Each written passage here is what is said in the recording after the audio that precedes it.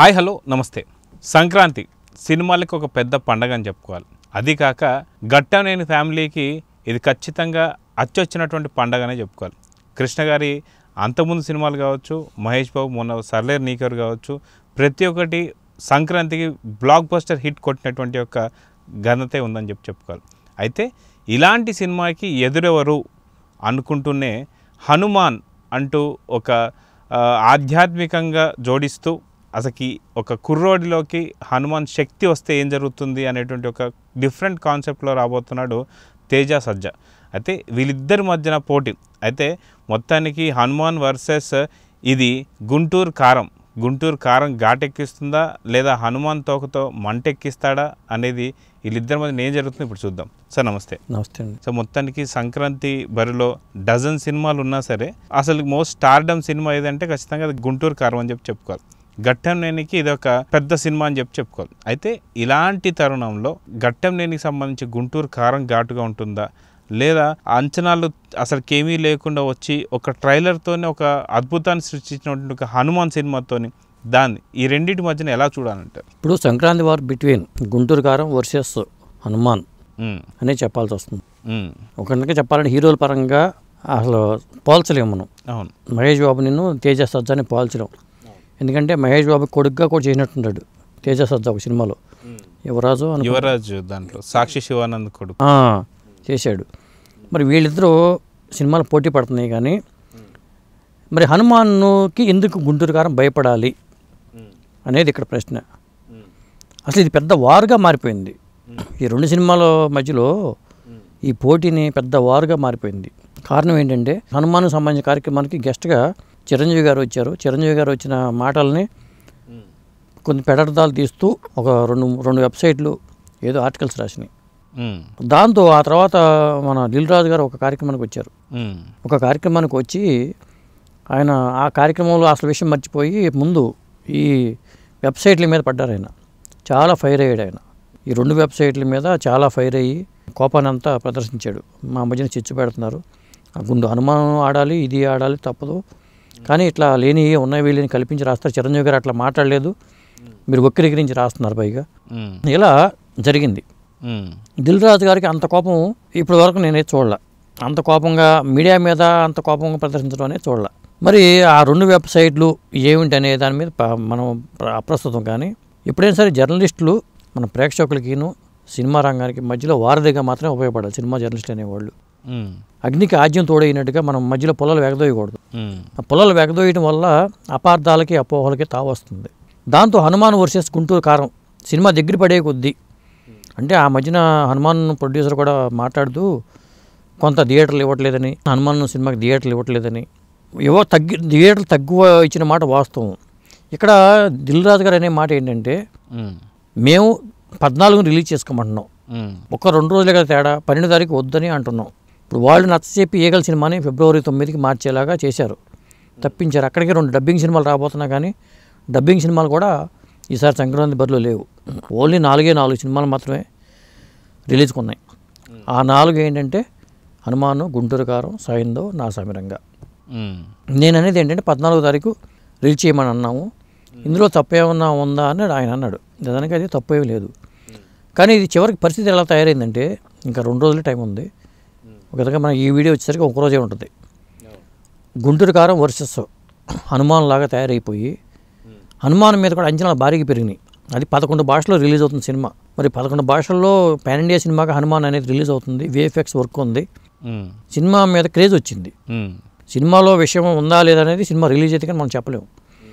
Craze వచ్చింది కానీ థియేటర్లో లేని పరిస్థితి ఉంది. దాంతో చాలా కాంపిటీషన్ అయితే వచ్చేసింది. గుంటూరు కారం త్రివిక్రమ్ సినిమా అయినా కానీ, సూపర్ స్టార్ సినిమా అయినా కానీ, ఆ సూపర్ స్టార్కి ఇక్కడ మరి పవర్ స్టార్ కదా ఈయన హనుమంతుడు, మొత్తానికి super star versus power star లాగా మారిపోయింది. అది ఉన్న పరిస్థితి. అయితే మొత్తానికి ఇంతకుముందు చూసుకుంటే కూడా గతంలో తెలుగులో వచ్చిన సినిమానే కార్తికేయ కావచ్చు, కార్తికేయ 2 కూడా కావచ్చు, ఇట్లాంటి ఆధ్యాత్మిక సినిమాలు ఏవైతే ఉన్నాయో పలు భాషల్లో రిలీజ్ అయినప్పుడు మన తెలుగు కన్నా పరు భాషల్లో అయితే చాలా చాలా బాగా హిట్ అయింది. అది నార్త్లో చాలా పెద్ద హిట్ అని చెప్పుకోవచ్చు.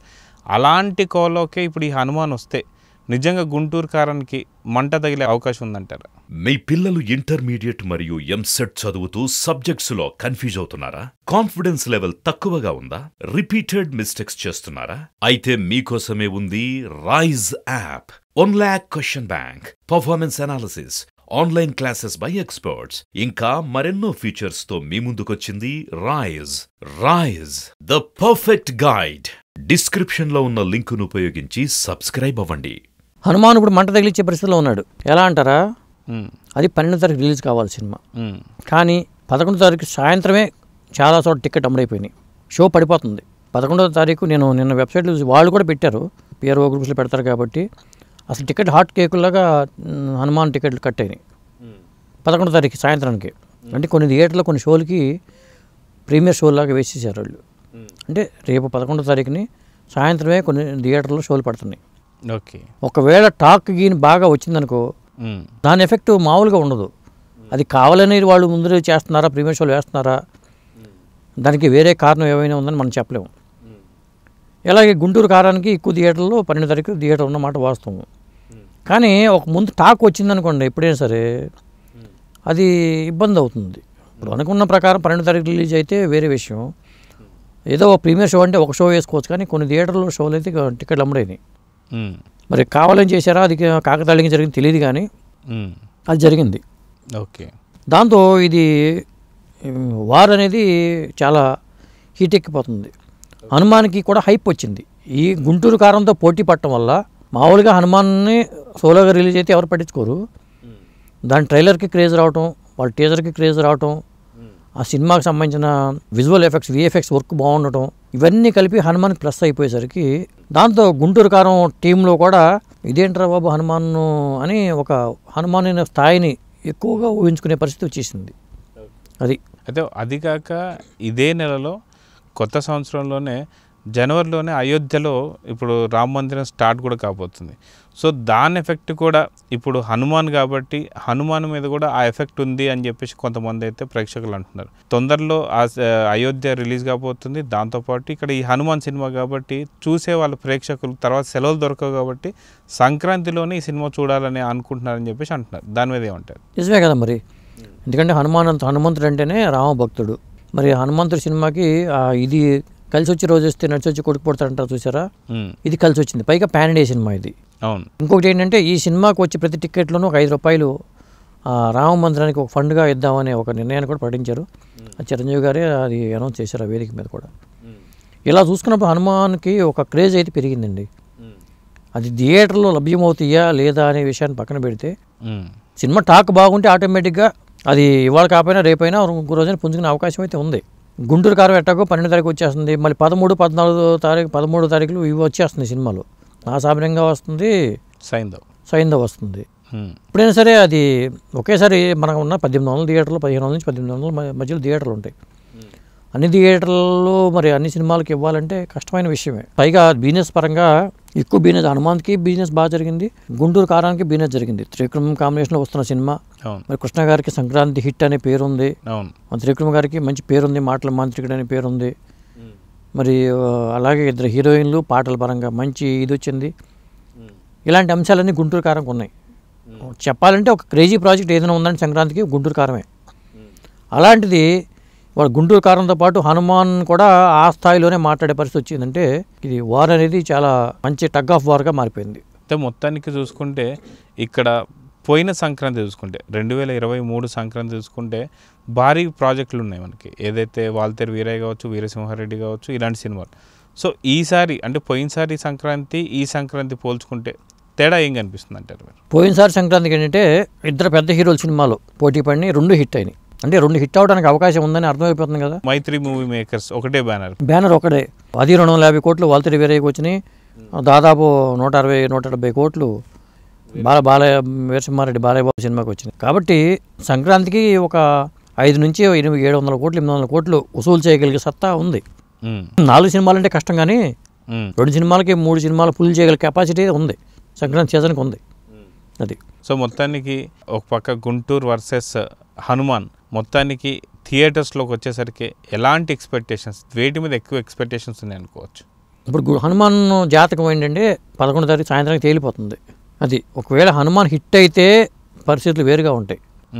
హనుమాన్కి ఒకవేళ వేరే రకంగా టాక్ వచ్చిందనుకోండి, అది ఒక విధంగా చెప్పాలంటే గుంటూరు గారికి ప్లస్ అవుతుంది. హనుమాన్కి సూపర్ డూపర్ హిట్ టాక్ వచ్చిందనుకోండి, అది కొంత గుంటూరు కారం మీద ఎఫెక్ట్ కొంత పడుతుంది. అది ఏ రూపంలో పడుతుంది, ఎలా పడుతుంది అని మనం చెప్పలేం. కానీ అది థియేటర్లకి మరి ఆ తర్వాత వచ్చే సైంధవ్ కానీ నా సామరంగా టాక్ కూడా ఉంటుంది. అయితే 2 సినిమాలకి మనం అనుకున్నాం, ఏ 2 సినిమాలు హిట్ అయినా దాదాపు 200 నుంచి 250 కోట్లు వసూలు చేయగల కెపాసిటీ పెద్ద హీరోలకు ఉంది. గతంలో సరిలేని మీకు ఎవరో సినిమా చూసుకుంటే దాదాపు వసూలు చేయగలిగింది. అంటే 2 సంవత్సరాల సంక్రాంతికి వచ్చింది. అలవైకుంఠపురం, మరి సరిలేరు మీకు ఎవరు అక్కడే ఉదాహరణ కనిపిస్తుంది. అల్లు అర్జున్ సినిమా హిట్ అయింది, సరిలేరు మీకు ఎవరు హిట్ అయింది. సంక్రాంతి సీజన్కి ఆ కెపాసిటీ ఉంది కాబట్టి వీళ్ళు పోటీ అనుకుంటున్నారు. కానీ దాన్ని పోటీ అనుకోకూడదు. కొంత ఈగో క్లాషెస్ అయి ఉండొచ్చు, కొంత మాటల మధ్య తేడాలు అయి ఉండొచ్చు. దిల్ రాజు గారు మాట్లాడిందంటే కొంత తప్పు ఏమీ కనపట్ల. ఆయన ఏమన్నాడంటే 14వ తారీఖు రిలీజ్ చేసుకుంటే బాగుండేది అన్నాడు. పైగా చిరంజీవి గారు మాట్లాడిన మాటలు వక్రీకరించి రాయటం మీద ఆయన ఫైర్ అయ్యాడు. ఆయన కోపానికి కారణం అది. అంటే బయట మీకేంటి సంబంధం, అసలు మీరేం ఉన్నాయి లేని కల్పించి ఎందుకు రాయాలి అనేది ఆయన వాదన.